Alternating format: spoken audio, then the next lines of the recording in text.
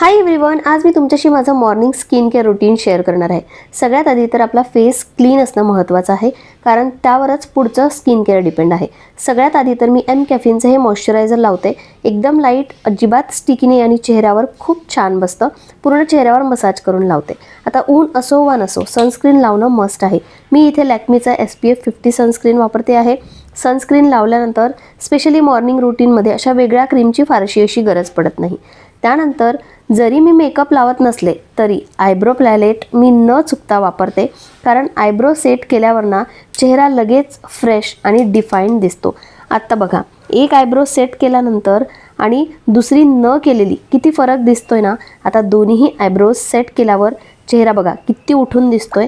आणि सगळ्यात शेवटी आता लिप्स हायड्रेटेड आणि मॉइश्चराइज्ड असणं खूप गरजेचं आहे।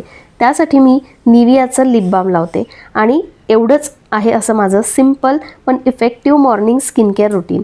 अशा प्रकारचे डेली स्किन केअर किंवा लाईफस्टाईल व्हिडिओज तुम्हाला आवडत असतील तर नक्की कमेंट करून सांगा। बाय।